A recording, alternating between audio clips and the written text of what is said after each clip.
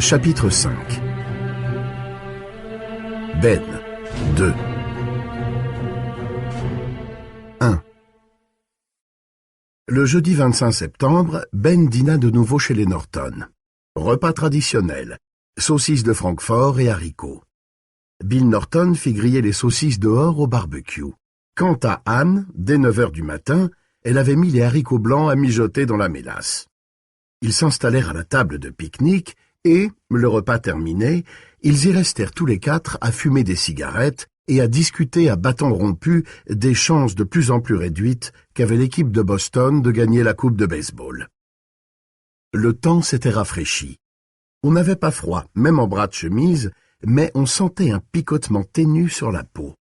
L'automne attendait en coulisses, tout prêt à faire son apparition. Les feuilles du vieil érable qui ombrageaient la pension d'Eva Miller avaient déjà commencé à rougir. Les relations qu'entretenait Ben avec les Norton n'avaient pas changé. Le sentiment que lui portait Suzanne était franc, clair et naturel, et il l'aimait beaucoup. Il voyait bien que Bill avait pour lui une sympathie de jour en jour croissante, mais il le sentait freiné par le tabou inconscient qui affecte tous les pères à l'égard des hommes qui viennent chez eux pour leurs filles et non pas pour eux. Si on se trouve en face d'un interlocuteur sympathique, mais qu'on n'a rien à cacher, on s'exprime librement. On discute des femmes en buvant une bière, on parle politique. Mais, si profonde que soit potentiellement la sympathie mutuelle, comment ouvrir son cœur à un homme qui a entre les cuisses l'instrument qui déflorera peut-être votre enfant? Et même après le mariage, le possible étant devenu réalité, comment lier une vraie amitié avec l'homme qui baise votre fille nuit après nuit? Il y avait peut-être une leçon à tirer de tout cela, mais Ben en doutait. Anne Norton était toujours aussi froide avec lui. La veille au soir, Suzanne avait un peu parlé à Ben de Floyd Tibbets.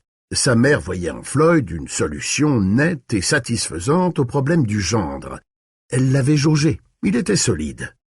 Ben Mears, en revanche, était sorti tout d'un coup de nulle part et pouvait disparaître de la même façon, en emportant peut-être le cœur de sa fille dans sa poche.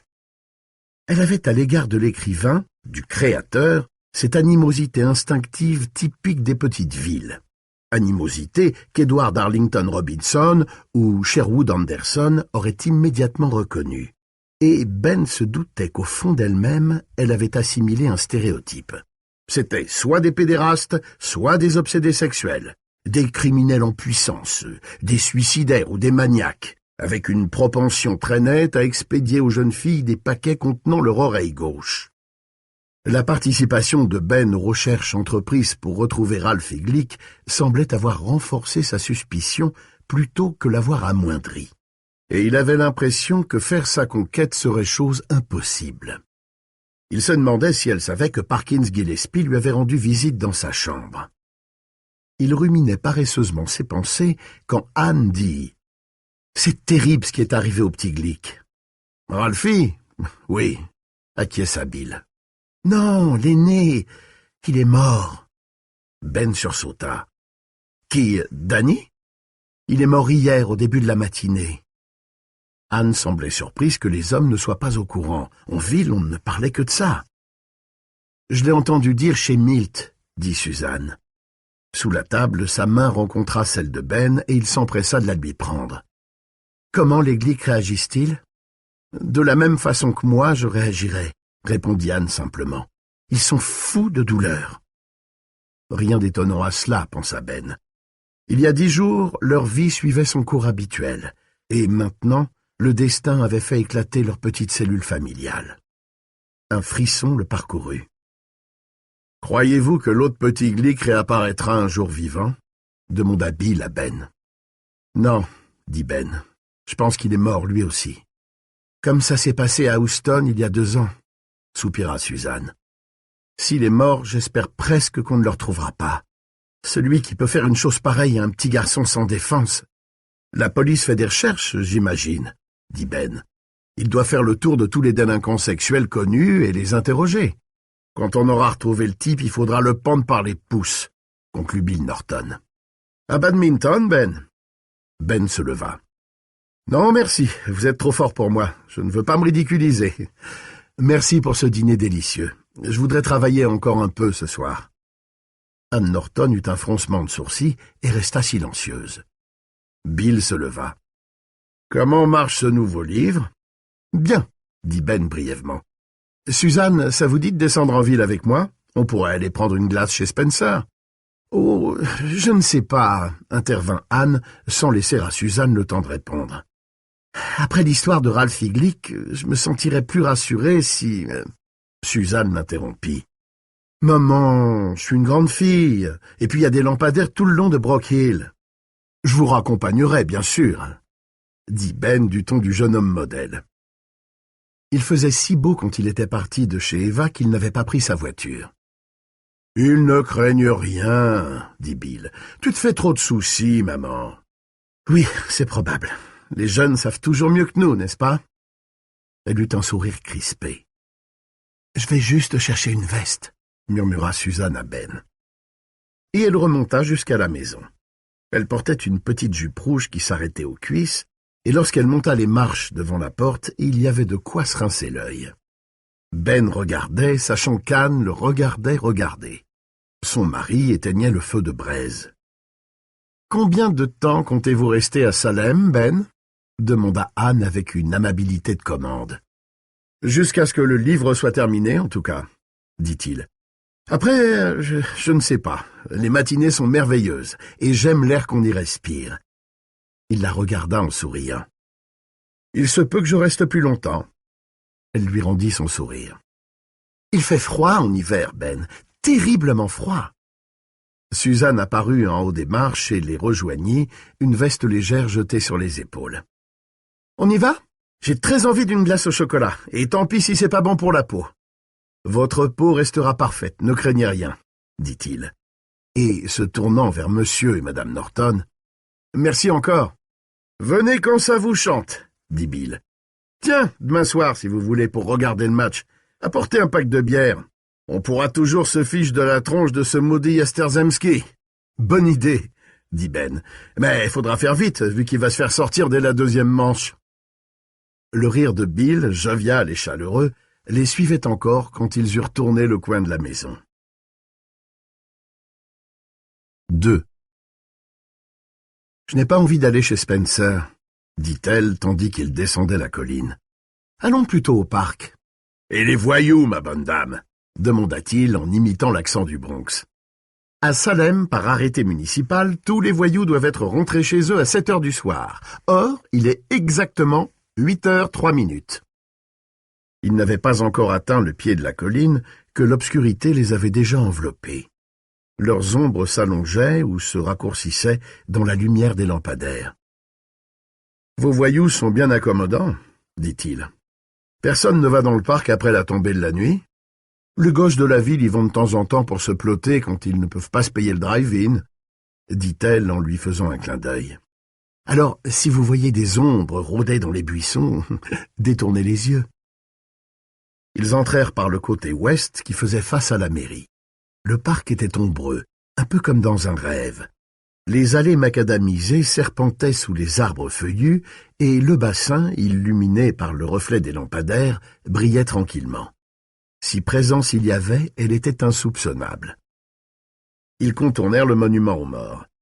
Les noms des défunts s'y alignaient, les plus anciens datant de la Révolution, les plus récents, gravés sous ceux de la guerre de 1812, datant de la guerre du Vietnam.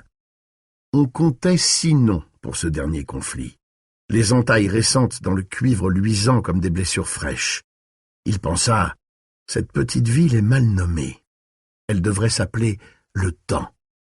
Et comme si cela découlait naturellement de cette pensée, il tourna la tête pour chercher du regard Marston House, mais la masse noire de la mairie la dissimulait. Elle vit son regard et fronça les sourcils. Tandis qu'ils étendaient leurs vestes sur le gazon et s'asseyaient, ils avaient dédaigné d'un commun accord les bancs publics, elle dit « Maman a raconté que Parkins Gillespie prenait des renseignements sur vous. C'est un peu comme à l'école, quand l'agent de la cantine a disparu et qu'on regarde d'un drôle d'œil le nouveau. »« C'est un drôle de numéro, ce type, » répondit Ben. « Maman vous voit déjà jugé et condamné. » Cela voulait être dit légèrement, mais la voix de Suzanne flancha, et laissa transparaître quelque chose de sérieux. « Votre mère ne m'aime pas beaucoup, n'est-ce pas ?»« Non, » reconnut Suzanne, la main dans celle de Ben. « C'est un cas d'antipathie instantanée. Je suis désolé. »« Ça ne fait rien, » dit-il. « J'ai quand même la moyenne. »« Grâce à papa. » Elle sourit. « Quand quelqu'un a de la classe, il sait le reconnaître. » Le sourire s'effaça. « Ben, c'est sur quoi votre nouveau livre ?»« C'est difficile à dire. » Il enleva ses espadrilles et promena ses orteils dans le gazon couvert de rosée. « N'essayez pas de changer de sujet de conversation. »« Non, ça m'est égal de vous en parler. » Et il fut surpris de découvrir que c'était vrai. Il avait toujours pensé à l'œuvre en cours comme à un enfant frêle qu'il convenait de protéger et de bercer. Malmené, il risquait de mourir. Il avait refusé de dire quoi que ce soit à Miranda de la fille de Conway et de un air de danse, bien qu'elle eût été follement curieuse à leur sujet. Mais Suzanne était différente. De la part de Miranda, il y avait toujours eu comme une mise à l'épreuve systématique, et ses questions prenaient l'allure d'un interrogatoire. « Laissez-moi une minute pour réfléchir à la meilleure manière de vous dire tout ça, » dit-il. « Est-ce que vous pouvez m'embrasser pendant que vous réfléchissez ?» demanda-t-elle en s'étendant sur le gazon. Il avait une conscience aiguë des dimensions de sa mini-jupe et du champ d'exploration qu'elle lui offrait. « Je pense que cela risque d'inhiber le processus mental, » dit-il doucement. « Mais je veux bien essayer pour voir. » Il se pencha sur elle et l'embrassa en posant une main sur sa taille. Elle lui tendit la bouche sans hésiter, et ses mains se fermèrent sur les siennes. Un instant plus tard, il sentait sa langue pour la première fois, et il l'accueillait avec la sienne. Elle se déplaça pour mieux lui rendre son baiser, et le bruissement doux de sa jupe lui parut assourdissant, presque insoutenable. Il fit glisser sa main plus haut, et elle se souleva pour y placer son sein, souple et ferme. Pour la seconde fois depuis qu'il la connaissait, il eut l'impression d'avoir de nouveau 16 ans, la tête en révolution et la route devant lui, libre de tout obstacle. « Ben ?»« Oui. »« Tu me fais l'amour? Est-ce que tu en as envie ?»« Oui, » dit-il. « J'en ai très envie. »« Ici, sur l'herbe ?»« Oui. » Elle le regardait, les yeux grands ouverts dans le noir. Elle dit « Tâche que ce soit bon. »« Je tâcherai. » « Doucement, » chuchota-t-elle. « Doucement, doucement. Comme ça. » Ils ne furent plus que des ombres dans le noir. Là. Oh, Suzanne. 3. Ils marchèrent un bon moment, d'abord au gré de leur fantaisie, à travers le parc, puis avec plus de suite dans les idées, en direction de Brock Street. « Est-ce que tu regrettes ?» l'interrogea-t-il. Elle leva les yeux vers lui et sourit avec simplicité. « Non, je suis contente. »« Bon. » Ils se promenèrent main dans la main sans parler. « Et le livre ?» demanda-t-elle. « Tu allais m'en parler quand nous nous sommes interrompus si délicieusement. »« C'est un livre sur Marston House, » dit-il d'une voix lente. Peut-être ne l'a-t-il pas été au départ, pas entièrement. Je pensais qu'il allait avoir la ville pour sujet. Mais je me demande si je ne suis pas en train de m'égarer. J'ai fait une enquête sur Hubie Marston, tu sais. C'était un tueur. La société de transport n'était qu'une façade. Elle le regarda avec stupéfaction.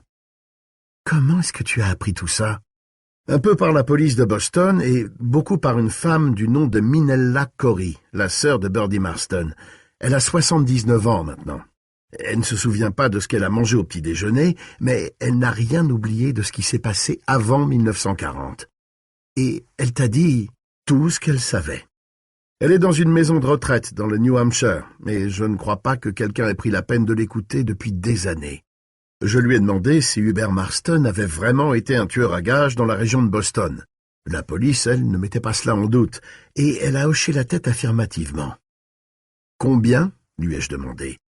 Elle a mis ses doigts tout droit devant ses yeux et elle les a baissés et relevés. Puis elle a dit « Vous avez compté ?»« Mon Dieu !» murmura Suzanne. Les autorités de Boston commencèrent à se poser des questions sur Hubert Marston en 1927, poursuivit Ben. Il avait été convoqué 2 fois pour interrogatoire, une fois par la police municipale et une fois par la police de Malden. Dans le cas de Boston, il s'agissait d'un classique règlement de compte et il était de nouveau dans les rues 2 heures après. Mais l'affaire de Malden n'avait rien à voir avec son boulot. Il s'agissait de l'assassinat d'un garçon de 11 ans. L'enfant avait été éviscéré. « Ben !» dit Suzanne d'une voix bouleversée. Les employeurs d'Hubert Marston l'ont tiré d'affaire. J'imagine qu'il en savait trop sur un certain nombre de cadavres, mais sa carrière à Boston était terminée. Il est venu s'installer tranquillement à Salem. Ce n'était plus qu'un employé d'une société de transport à la retraite qui recevait chaque mois son chèque. Il ne sortait pas beaucoup. Du moins pour autant qu'on le sache. Que veux-tu dire? J'ai passé beaucoup de temps à la bibliothèque à compulser de vieux exemplaires du Ledger de 1928 à 1939. 4 enfants ont disparu pendant cette période. Ce n'est pas tellement inhabituel, surtout à la campagne. Les gosses se perdent et ils meurent parfois de froid, ou bien ils sont enterrés dans l'éboulement d'une gravière. On n'aime pas y penser, mais ça arrive. Mais tu ne crois pas que ce soit le cas? Je ne sais pas, mais ce que je sais, c'est qu'aucun de ces 4 enfants-là n'a jamais été retrouvé. Pas de chasseur qui soit tombé sur un squelette en 1945. Pas d'entrepreneur qui en ait découvert un en chargeant le gravier lui servant à faire son ciment. Hubert et Birdie ont vécu dans cette maison pendant 11 ans et les gosses ont disparu. C'est tout ce qu'on sait. Mais je n'arrête pas de penser à ce gosse de Malden. J'y pense tout le temps. Est-ce que tu as lu La maison hantée de Shirley Jackson? Oui. Il cita à voix basse. Et l'être qui y marchait seul. Tu m'as demandé le sujet de mon livre. Eh ben, au fond, c'est la faculté du mal à renaître. Elle posa la main sur son bras. Tu ne crois pas que Ralphie Glick a été dévoré par l'esprit affamé de vengeance d'Hubert Marston, qui ressusciterait tous les 3 ans à la pleine lune? Quelque chose dans ce genre? Ce n'est pas à moi qu'il faut t'adresser si tu veux être rassuré. N'oublie pas que le gosse qui a ouvert la porte de la chambre du premier et qui a vu Marston pendu à une poutre, c'est moi. Ce n'est pas une réponse. Je ne prétends pas que c'en est une, mais laisse-moi ajouter encore quelque chose avant de te dire exactement ce que je pense. Quelque chose que Minella Cory m'a dit. Elle m'a dit qu'il y avait dans le monde des hommes qui sont les incarnations du mal, le mal incarné. Quelquefois on en entend parler, mais le plus souvent ils œuvrent dans l'ombre. Elle m'a dit qu'elle avait été condamnée à en connaître 2 dans sa vie. Le premier était Adolf Hitler, l'autre était son beau-frère, Hubert Marston. Il hésita. Elle m'a dit que le jour où Hubie a tué sa sœur, elle était à Cape Cod, à 450 kilomètres de là. Elle avait été engagée cet été-là comme bonne à tout faire dans une famille riche. Elle était en train de préparer une vinaigrette dans un grand bol en bois. Il était 2h15 de l'après-midi. Un éclair de douleur, comme un coup de foudre, m'a-t-elle dit, lui avait traversé la tête et elle avait entendu un coup de feu. Toujours selon ses dires, elle était tombée par terre. Quand elle s'était relevée, elle était seule dans la maison. 20 minutes s'étaient écoulées. Elle avait regardé dans le bol et avait poussé un cri. Il lui avait semblé être plein de sang. « Mon Dieu !» murmura Suzanne. Un instant plus tard, tout était redevenu normal. Plus de mal de tête et rien dans le saladier que de la vinaigrette. Mais elle m'a dit qu'elle savait que sa sœur était morte, qu'on l'avait tuée d'un coup de fusil. Elle peut toujours dire ça. Bien sûr, c'est invérifiable. Mais il n'y a pas de raison pour qu'elle fabule. C'est une vieille femme qui n'a plus assez de cervelle pour inventer des histoires. Et puis, ce n'est pas ce qui me tracasse de toute façon. Du moins, ça ne me tracasse pas beaucoup. Le dossier de la perception extrasensorielle est suffisamment important à présent pour que même un rationaliste forcené ne puisse plus en rire. L'idée que Birdie aurait transmis les circonstances de sa mort à 450 kilomètres de là, par une sorte de télégraphie psychique, me paraît infiniment moins difficile à admettre que celle d'une présence réelle du mal, de ce mal dont je crois parfois entrevoir le visage monstrueux derrière les murs de cette maison. Tu m'as demandé ce que je pense, je vais te le dire. Je pense qu'il est relativement facile pour les gens de reconnaître l'existence de phénomènes tels que la télépathie ou la voyance parce que ça ne leur coûte rien. C'est pas ça qui les empêchera de dormir. Mais l'idée que le mal que font les hommes continue à vivre après eux est beaucoup plus troublante. Il leva les yeux vers Marston House et dit d'une voix lente. Je pense que cette maison pourrait être le monument au mal d'Hubert Marston, une sorte de plaque de résonance psychique, un phare du surnaturel, si tu préfères, dressé là depuis cette époque funeste et retenant peut-être dans ses plâtres poussiéreux l'essence même du mal d'Hubert Marston. Et maintenant, la maison est habitée de nouveau. Et il y a eu une nouvelle disparition. Il regarda Suzanne, dont le visage était levé vers lui, et lui prit doucement la tête entre ses deux mains. « Tu vois, c'est une chose qui ne m'était pas venue à l'esprit quand je suis revenu ici. Je pensais que la maison avait pu être démolie, mais jamais, même dans mes rêves les plus fous, qu'elle avait pu être achetée. J'imaginais que je la louais et, bon, je ne sais pas, que j'affrontais mes propres terreurs, mes propres démons peut-être, ou que je jouais les chasseurs de fantômes. Va des rétros, Youbi, je t'en conjure au nom de tous les saints. Ou encore que j'exploitais simplement l'atmosphère de l'endroit afin d'en tirer un livre assez effrayant pour me rapporter $1 million. Mais de toute façon, je pensais que j'étais maître de la situation et que c'était ça qui ferait toute la différence. Je n'étais plus ce gosse de 9 ans prêt à se sauver à toutes jambes en hurlant devant un spectacle de lanterne magique qui sortait peut-être de sa propre imagination et de nulle part ailleurs. Mais maintenant... Maintenant quoi, Ben? Maintenant elle est habitée, explosa-t-il en frappant sa paume de son poing. Je ne suis pas maître de la situation. Un petit garçon a disparu et je ne sais qu'en penser. Il se peut que ça n'ait aucun rapport avec cette maison, mais je crois bien que si. Il prononça ces derniers mots avec lenteur, comme s'il hésitait à les formuler. « Tu penses à quoi? À des fantômes? Des esprits? Pas nécessairement. Peut-être s'agit-il d'un brave type tout à fait inoffensif qui admirait la maison quand il était gosse, qu'il a acheté en souvenir du passé et qui est devenu possédé. Tu sais quelque chose au sujet du... » commença-t-elle d'une voix anxieuse.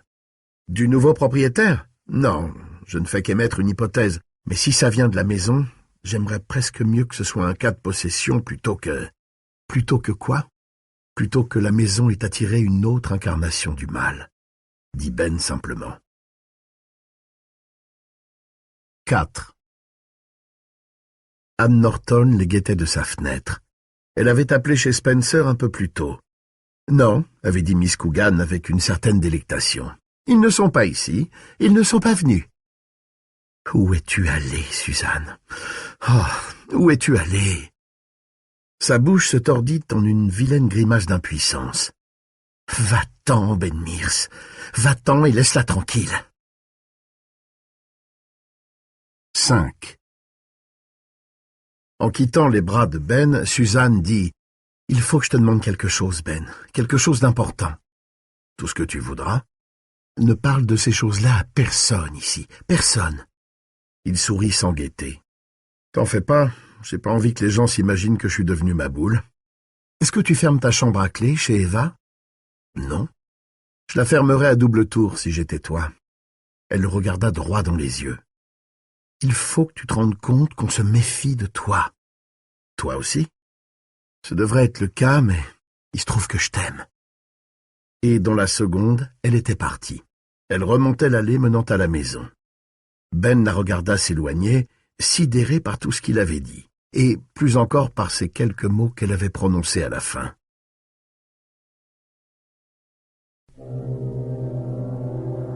6. Une fois rentré chez Eva, il se sentit incapable d'écrire et aussi de dormir. Il était trop excité pour cela. Il s'installa donc au volant de sa Citroën et, après un instant d'hésitation, décida d'aller chez Dell. Il y avait foule et l'endroit était enfumé et bruyant. L'orchestre, un groupe de country qui s'appelait les Rangers et qu'on avait engagé à l'essai, était en train de jouer sa version de You've Never Been This Far Before. Leur musique compensait par le volume ce qui lui manquait en qualité. Une quarantaine de couples dansaient sur la piste, la plupart en blue jeans. Les tabourets du bar étaient occupés par des ouvriers du bâtiment et par des employés de la fabrique. Ils buvaient tous de la bière dans des verres identiques et portaient tous les mêmes bottes de travail à semelles de crêpe et lacets de cuir brut. 2 ou 3 serveuses avec des coiffures crêpées et leurs noms brodés au fil d'or sur leurs chemisiers blancs, Jackie, Tony, Shirley, faisaient la navette entre les tables. Derrière le comptoir, d'elle tirait des bières. Et, un peu plus loin, un homme à tête de faucon et aux cheveux gominés préparait les cocktails. Son visage restait absolument impassible, tandis qu'il mesurait l'alcool dans les doseurs, le versait dans son shaker en argent et ajoutait ce qu'il fallait pour compléter le mélange. Ben s'avançait vers le bar en suivant le bord de la piste quand il s'entendit héler. « Ben! Ben, mon vieux pote! Alors, ça gaze ?» Il regarda autour de lui et repéra Weasel Craig assis à une table près du bar, une bière à moitié bue devant lui. « Salut, Weasel !» dit Ben en s'asseyant.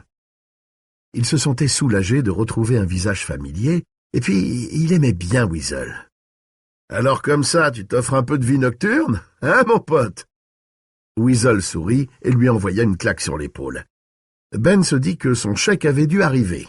« The beer that makes Milwaukee famous », comme disait la publicité. L'haleine seule de Weasel aurait suffi au renom de Milwaukee. « Ouais », dit Ben. Il sortit $1 et le mit sur la table couverte de cernes, fantôme des nombreux verres de bière qu'on avait posés là. « Comment ça va ?»« À merveille. Qu'est-ce que tu penses du nouvel orchestre? Au poil, non ?»« Pas mal, » dit Ben. « Finis-moi donc cette bière avant qu'elle ne soit complètement éventée. C'est moi qui paye. J'attends depuis le début de la soirée que quelqu'un me dise ça. « Jackie !» hurla-t-il. « Apporte un pichet à mon copain, de la Budweiser !»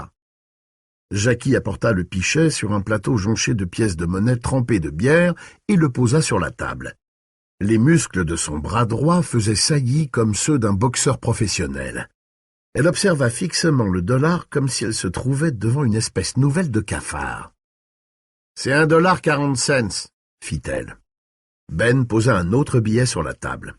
Elle ramassa les 2 billets, retira 60 cents des flaques de son plateau, les jeta brutalement sur la table et dit « Weasel Craig, quand tu cries comme ça, on dirait un coq à qui on tord le cou. »« T'es belle, ma chérie, » répondit Weasel. « Je te présente Ben Mears, il écrit des livres. »« Enchanté, » le salua Jackie. Et elle disparut dans la pénombre. Ben se versa un verre de bière, et Weasel fit de même, en remplissant son verre comme un professionnel, à ras-bord. La mousse menaça de déborder, mais retomba sagement dans le verre. « À la tienne, vieux !» Ben leva son verre et but. « Alors, comment ça avance, ton bouquin ?»« Pas trop mal, Weasel. Je t'ai vu te balader avec la petite Norton. C'est un vrai bijou, cette fille. Tu pouvais pas trouver mieux. »« Oui, elle est... Matt !» hurla Weasel. Ben faillit en laisser tomber son verre. « Mon Dieu, pensa-t-il, Jackie a raison. On croirait vraiment un coq sur le point de rendre l'âme. »« Matt Burke !» Weasel agita frénétiquement le bras, et un homme à cheveux blancs le salua de la main et commença à se frayer un chemin dans la foule. « Voilà un type qu'il faut que tu connaisses, » dit Weasel à Ben. Il se frappa le front. « Il en a là-dedans. » L'homme qui s'avançait vers eux paraissait avoir la soixantaine. Il était grand, portait une chemise en flanelle impeccable, ouverte au cou, et ses cheveux, qui étaient aussi blancs que ceux de Weasel, étaient coupés en brosse. « Salut, Weasel, » dit-il. « Comment vas-tu, mon pote ?» répondit Weasel. « Je voudrais te présenter un type qui loge chez Eva, Ben Mears. Il écrit des livres, c'est un gars au poil. » Il regarda Ben. « Matt et moi, on a grandi ensemble. Seulement lui, il a reçu de l'instruction, et moi, j'ai reçu des coups de pied au cul. » Weasel gloussa. Ben se leva et serra énergiquement la main ramassée de Matt Burke. « Ravi de vous connaître.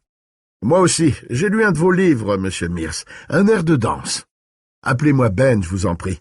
J'espère que ça vous a plu. Je l'ai aimé beaucoup plus que les critiques, apparemment, dit Matt en s'asseyant. Je pense qu'il gagnera ses lettres de noblesse avec le temps. Alors, Weasel, comment ça va? En pleine forme, répondit Weasel. Mieux que jamais. Jackie, hurla-t-il, apporte un verre à Matt. Tu peux attendre 1 minute, vieil emmerdeur, cria Jackie en réponse, faisant rire les gars des tables d'à côté. C'est une fille charmante, dit Weasel. C'est la fille de Maureen Talbot. Oui, renchérit Matt. J'ai eu Jackie au lycée, promotion 71. Sa mère était de la 51. Matt enseigne la littérature au lycée, expliqua Weasel à Ben. Vous devriez avoir des tas de choses à vous dire tous les deux. Je me souviens d'une fille qui s'appelait Maureen Talbot, dit Ben. Elle venait chercher le linge à laver de ma tante et le rapportait bien plié dans un panier en osier. Le panier n'avait qu'une seule poignée. « Vous êtes du pays, Ben ?» demanda Matt. « J'ai passé quelque temps ici quand j'étais gosse, chez ma tante Cynthia. »« Cindy Stowens ?»« Oui. » Jackie arriva avec un verre propre et Matt y versa de la bière. « Encore une preuve que le monde est petit. Votre tante était en terminale lors de ma première année à Salem. Comment va-t-elle ? » « Elle est morte en 1972. »« Oh, j'en suis navré. Elle est partie sans souffrir, » dit Ben. Et il remplit son verre de nouveau. L'orchestre avait terminé la première partie de son programme et les musiciens se dirigèrent vers le bar. Le ton des conversations baissa. « Est-ce que vous êtes revenu à Jerusalem Slot pour écrire un livre sur nous ?» demanda Matt. Une sonnette d'alarme retentit dans la tête de Ben. « D'une certaine façon, je crois que oui, » avoua-t-il. « Un chroniqueur parmi nous. Salem aurait pu tomber plus mal. Un air de danse est un livre merveilleux, et je pense effectivement qu'on peut faire un livre tout aussi merveilleux à partir de notre petite ville. J'ai même cru à un moment donné que je pourrais l'écrire. Pourquoi ne l'avez-vous pas fait ?» Matt sourit, un sourire spontané, sans trace d'amertume, de cynisme ou de malveillance.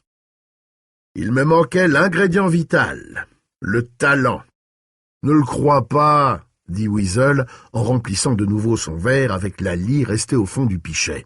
« Notre vieux Matt a du talent à revendre. L'enseignement est un métier passionnant. Personne n'apprécie les profs, mais ils sont... » Il se balança un peu sur sa chaise, cherchant à compléter sa phrase. Il était presque complètement saoul. « Le sel de la terre !» acheva-t-il. Il avala une gorgée de bière, fit une grimace et se leva. « Excusez-moi, je vais pisser. » Il s'éloigna en titubant, se cognant contre les autres clients, les saluant par leur nom. Ils se le passaient de l'un à l'autre avec impatience ou bonne humeur selon les cas, observant sa progression vers les toilettes comme ils auraient regardé une boule de flipper bondir et rebondir avant de disparaître dans un trou.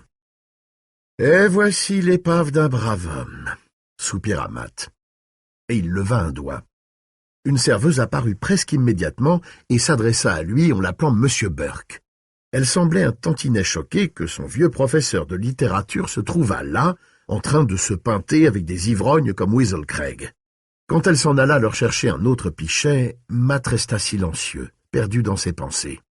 « J'aime bien Weasel, » dit Ben. « J'ai l'impression que ça devait être quelqu'un d'intéressant. » « Que lui est-il arrivé ?»« Non, rien de particulier, » répondit Matt. « C'est la bouteille. Chaque année, elle l'a eu un peu plus, et maintenant, elle l'a tout entier. Il a été décoré de la Silver Star à Anzio pendant la Seconde Guerre mondiale. Un cynique dirait peut-être que sa vie aurait eu plus de sens s'il était mort à ce moment-là. Je ne suis pas un cynique, dit Ben. Je l'aime comme il est, mais je pense que ce soir, je ferais mieux de le ramener dans ma voiture. Ce serait bien de votre part. Je viens ici de temps en temps pour écouter la musique. J'aime la musique très forte, d'autant plus maintenant que je deviens dur d'oreille. On me dit que vous vous intéressez à Marston House. C'est cette maison, le sujet central de votre livre ? Ben sursauta. « Qui vous a dit ça ?» Matt sourit. « Et comment est-ce qu'on disait déjà dans la vieille chanson de Marvin Gaye ? Je l'ai appris par le téléphone arabe. C'est une locution amusante, vivante, n'est-ce pas ? Une image un peu obscure, mais qui fait rêver. Bon, voilà que je perds le fil de ma pensée. Je perds souvent le fil ces derniers temps, et bien des fois, je n'essaie même plus de le rattraper. Je l'ai appris, comme on dit dans la presse, par une source bien informée. Loretta Starcher, pour ne pas la nommer. C'est la bibliothécaire de notre citadelle locale de la littérature. Vous y êtes allé plusieurs fois consulter les articles du Cumberland Ledger qui avaient rapport au scandale d'autrefois, et elle vous a également sorti 2 ouvrages relatant des affaires criminelles, dont l'affaire Marston.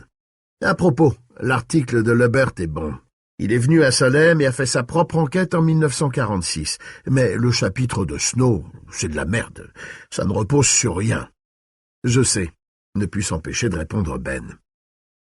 La serveuse apporta un nouveau pichet de bière, et une image pénible s'imposa soudain à l'esprit de Ben. Un poisson virevolte à sa guise au milieu des algues et du plancton, et se livre à ses ébats sans attirer l'attention de personne, apparemment.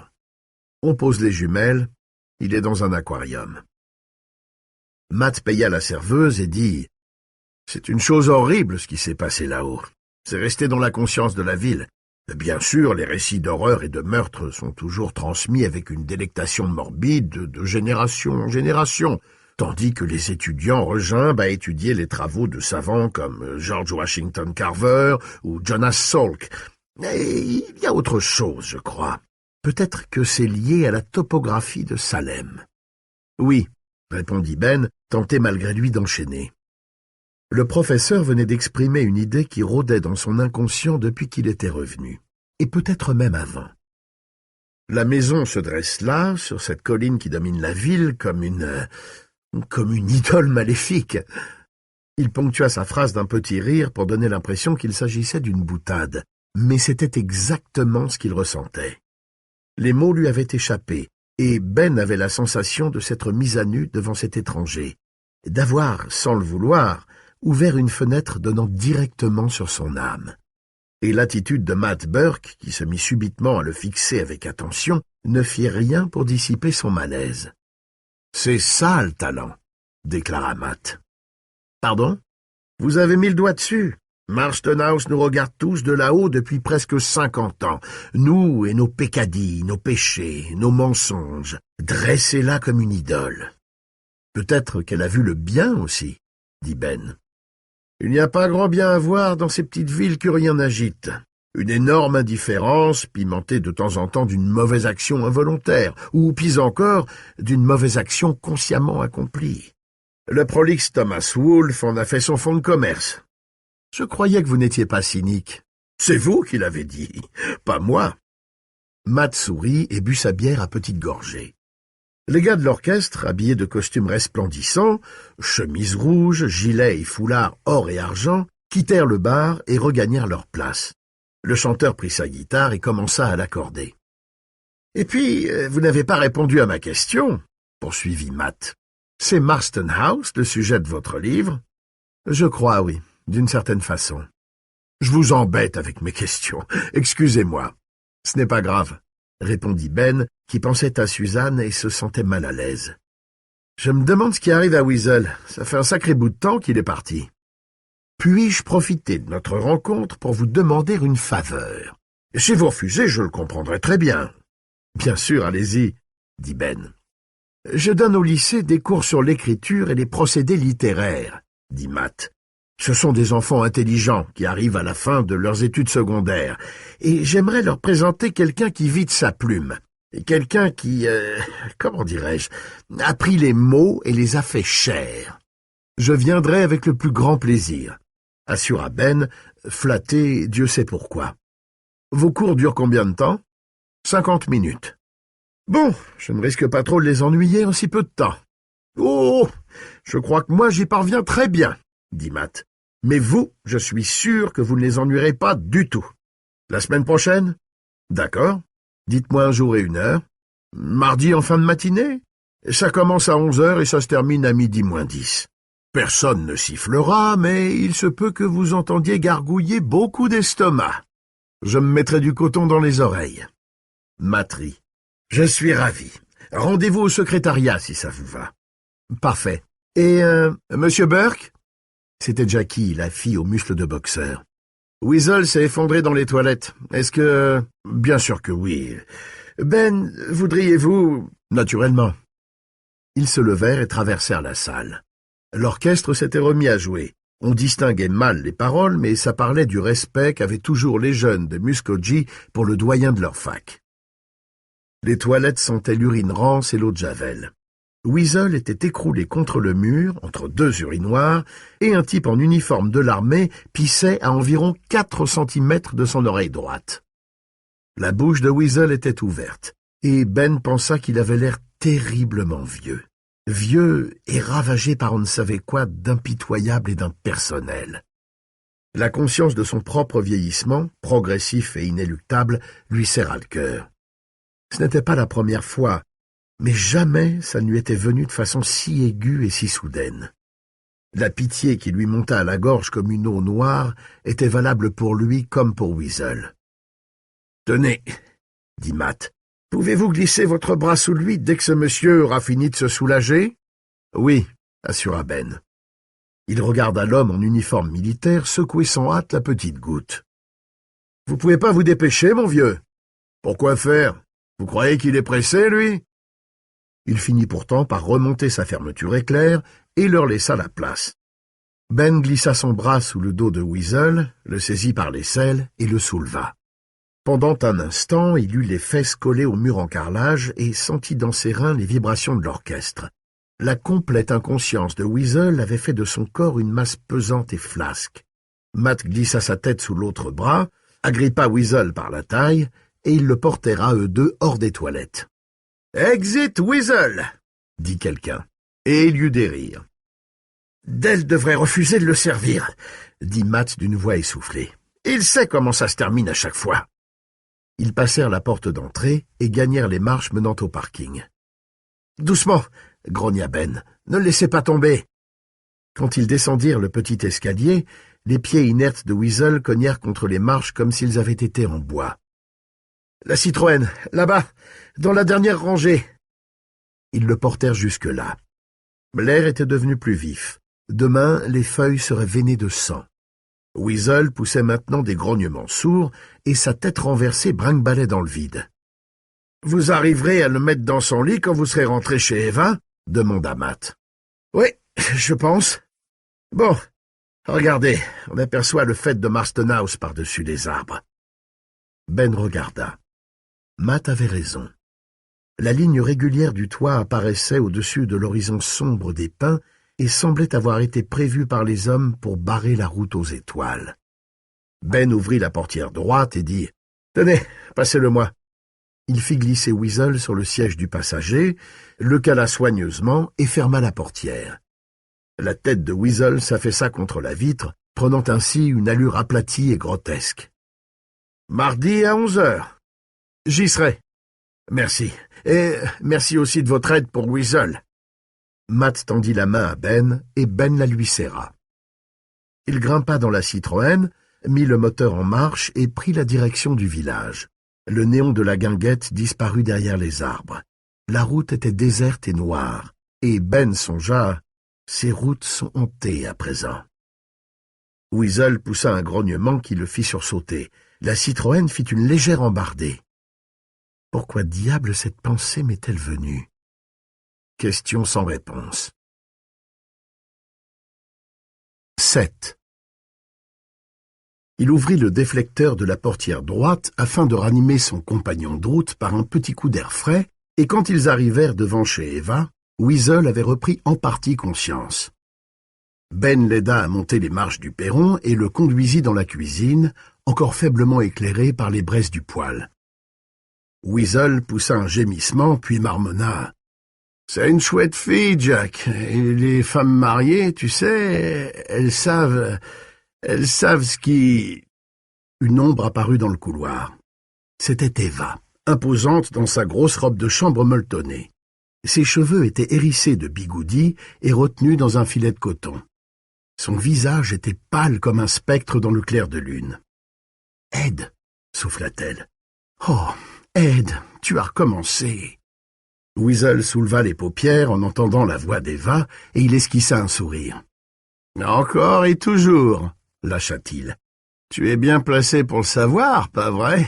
Mieux que quiconque. »« Monsieur Mears, vous pouvez le monter dans sa chambre ?»« Bien sûr, pas de problème. » Il passa un bras sous les épaules de Weasel et lui fit gravir tant bien que mal l'escalier.